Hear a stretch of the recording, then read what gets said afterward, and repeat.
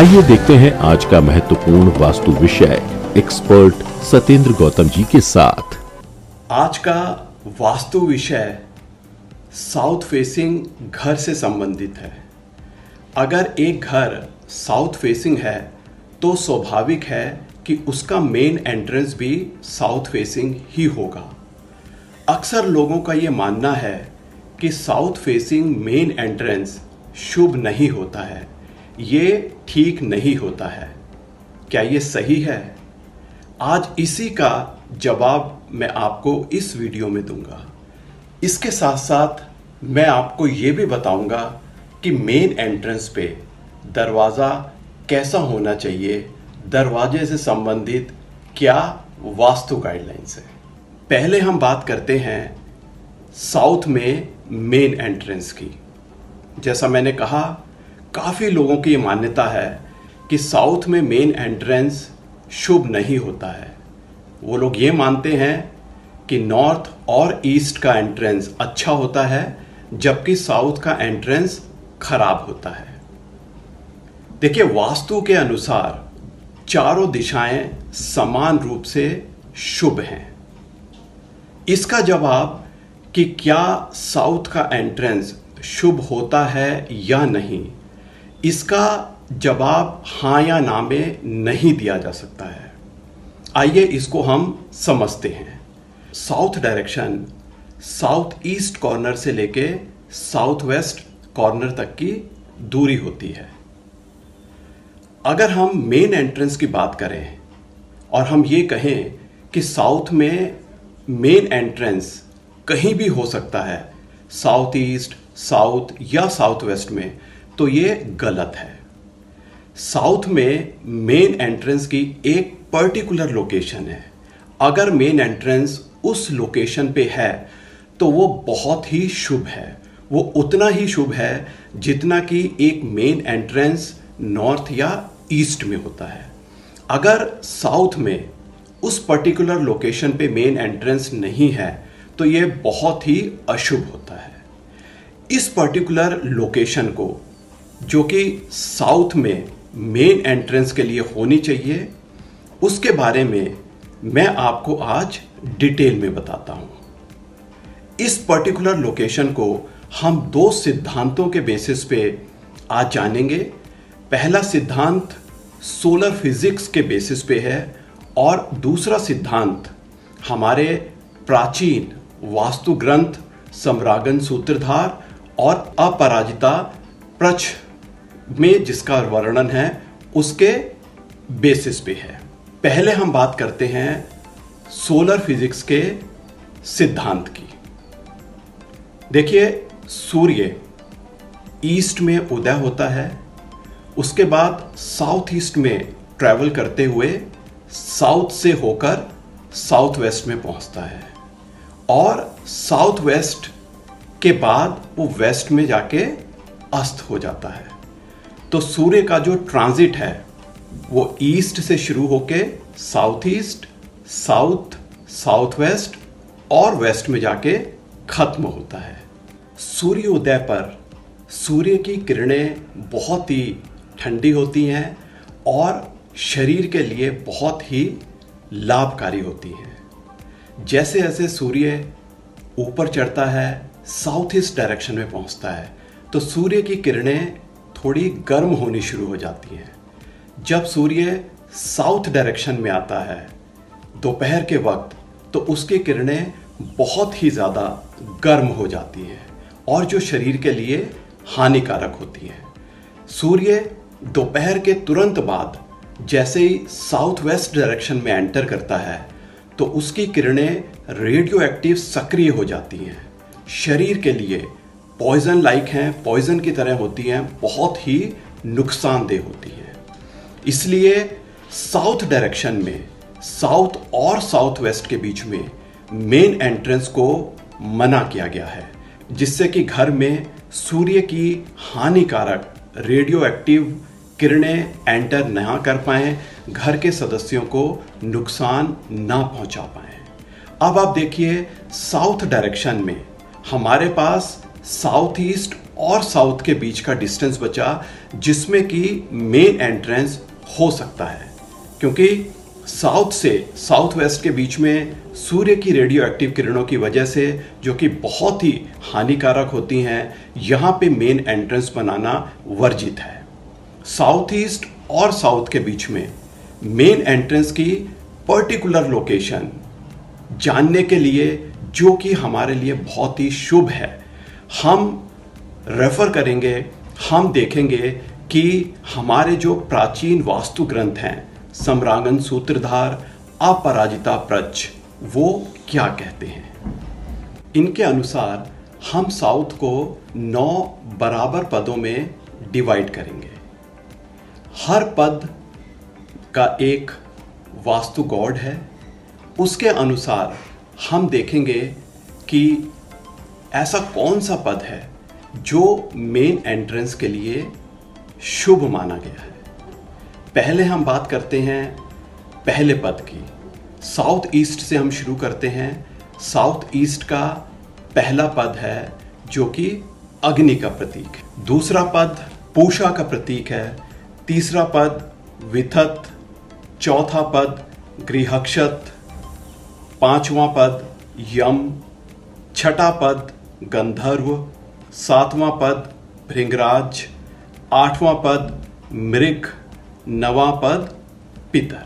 पहले पद की हम बात करते हैं जो कि अग्नि है। इस पद पे मेन एंट्रेंस होने से आग से क्षति का डर बना रहता है। बच्चों पर नेगेटिव प्रभाव पड़ता है। बच्चों की उन्नति प्रभावित होती है। दूसरा पद है पूषा। मेन एंट्रेंस इस पद पे होने से परिवार के सदस्यों और अपनों से दुख मिलता है। तीसरा पद है विथत। विथत को कलयुग का उत्तम पुत्र माना गया है, जो कि अधर्म है। इस पद पे मेन एंट्रेंस होने से जीवन में उत्कर्ष परिणाम मिलते हैं। अगला पद है गृहक्षत। गृहक्षत को दैव्य स्वरूप माना गया है। गृहक्षत को बुद्ध भी माना गया है। बुद्ध को सौम्य भी कहते हैं। सौम्य का अर्थ सोमा, यानी कि चंद्रमा के पुत्र। तो गृहक्षत को चंद्रमा का पुत्र माना गया है। मेन एंट्रेंस इस पद पर होने से घर में प्रॉस्पेरिटी, धन का लाभ, पुत्र सुख की प्राप्ति होती है और ये घर में हमेशा संपन्नता का प्रतीक रहता है। गृहक्षत यानी बुद्ध का स्वरूप उनको एक आकर्षक ज्ञान का प्रतीक माना गया है, जो कि कम्युनिकेशन स्किल्स को इंप्रूव करते हैं, एक व्यक्ति की थिंकिंग को ब्रॉड बनाते हैं, उसको बुद्धिमत्ता प्रदान करते हैं, उसकी बुद्धि को रीजनिंग देते हैं, रैशनैलिटी देते हैं। इसलिए ये पद ओवरऑल प्रॉस्पेरिटी का प्रतीक है। गृहक्षत के साथ साथ विथत पर भी मेन एंट्रेंस हो सकता है। अगला पद है यम का, जिनको मृत्यु का देवता माना गया है। मेन एंट्रेंस इस पद पर होने से मृत्युतुल्य कष्ट मिलते हैं और फैमिली में फाइनेंशियल क्राइसिस बनी रहती है। अगला पद है गंधर्व का, जो कि भगवान नारद माने गए हैं। इस पद पे एंट्रेंस होने से घर के सदस्यों को कोई महत्व नहीं देता है, उनका हमेशा मजाक बनाया जाता है। अगला पद है भृंगराज का, जो कि नैऋत्य के पुत्र माने गए हैं, पर यह पद प्रतीक है गरीबी और जबरदस्त फाइनेंशियल लॉस का। अगला पद है मृग का, जिनको अनंत माना गया है, जिनको धर्म भी माना गया है। इस पद पे मेन एंट्रेंस होने से बच्चों को क्षति होती है, जीवन में अवरोध पैदा होते हैं। अगला पद साउथ वेस्ट कॉर्नर का है, जो कि पितर है। इस पद से बच्चों से दुख मिलता है, लिटिगेशन की संभावना रहती है और खर्चे कमाई से ज़्यादा होते हैं। तो हमने देखा कि साउथ में मेन एंट्रेंस की जो सबसे शुभ लोकेशन है वो है गृहक्षत पद पे। अगर मेन एंट्रेंस गृहक्षत पद पर है तो ये बहुत ही शुभ है। इसके साथ साथ विथत पद पर भी मेन एंट्रेंस बनाया जा सकता है। अगर मेन एंट्रेंस साउथ में इन दो पदों पे है तो ये बहुत ही शुभ है। ये पूरे परिवार के लिए संपन्नता, प्रॉस्पेरिटी, धन का लाभ और बच्चों से सुख देता है। इसके अलावा साउथ में अगर किसी और पद पे मेन एंट्रेंस है तो ये बहुत ही अशुभ माना जाता है। साउथ में मेन एंट्रेंस निर्धारित करते समय आपको ये ध्यान देना है कि मेन एंट्रेंस इन दो पद पर ही बनाया जाए। अब हम बात करते हैं मेन एंट्रेंस पे दरवाजे से संबंधित वास्तु गाइडलाइंस की। मेन एंट्रेंस का दरवाजा घर के सभी दरवाजों में सबसे बड़ा होना चाहिए। उसका साइज सभी दूसरे दरवाजों से बड़ा होना चाहिए, क्योंकि ये घर का मुख्य द्वार है, ये घर का फेस है, ये आपका सम्मान का प्रतीक है। इसलिए इसका साइज सभी दरवाजों से बड़ा होना चाहिए। यही इंश्योर करता है कि घर में पॉजिटिव एनर्जीज ज़्यादा से ज़्यादा आए। अगर आपने घर का मेन दरवाज़ा बाकी दरवाज़ों से छोटा बनाया तो इसका सीधा प्रभाव आपके सम्मान पे पड़ सकता है। इसका सीधा प्रभाव घर में जो पॉजिटिव एनर्जीज आनी है उन पे पड़ सकता है। इसके साथ साथ आपको मेन दरवाजे की जो शेप है वो परफेक्ट रखना है। एक रेक्टेंगुलर शेप परफेक्ट शेप मानी जाती है, जिसमें दरवाजे की जो हाइट है वो उसकी चौड़ाई से करीब 2 गुना होना चाहिए। इसके साथ साथ आप ये सुनिश्चित करिए कि मेन दरवाज़ा 2 पल्लों का या प्लैंक का हो तो ये बेहतर होता है। ये बहुत ही शुभ माना जाता है, क्योंकि 2 पल्ले के दरवाजे को जब हम दोनों हाथों से खोलते हैं तो ये हमारे यहाँ आने वाले मेहमानों के एक सम्मान का प्रतीक है। इसी तरीके से दोनों हाथों से दरवाजे को खोलने का अर्थ है हम पॉजिटिव एनर्जीज को उतना ही सम्मान दे रहे हैं, उनका उतना ही सम्मानित मन से स्वागत कर रहे हैं। तो इन एनर्जीज का सुचारू रूप से घर में आने के लिए 2 पल्ले का दरवाज़ा बहुत ही शुभ माना जाता है। इसके साथ साथ आप ये सुनिश्चित करिए कि आपके घर का जो दरवाज़ा है वो अंदर की तरफ खुलना चाहिए। आप देखिए, जब कोई मेहमान हमसे मिलने आता है और अगर हम दरवाज़ा बाहर खोलें तो उसमें ऑब्स्ट्रक्शन पैदा होती है, उसको पीछे जाना पड़ता है। इसी तरीके से जो पॉजिटिव एनर्जीज हैं वो हमारे घर में सुचारू रूप से कब एंटर करेंगी, जब दरवाज़ा अंदर की तरफ खुलेगा। उनको अंदर जाने का रास्ता बहुत ही सुविधापूर्वक मिलेगा।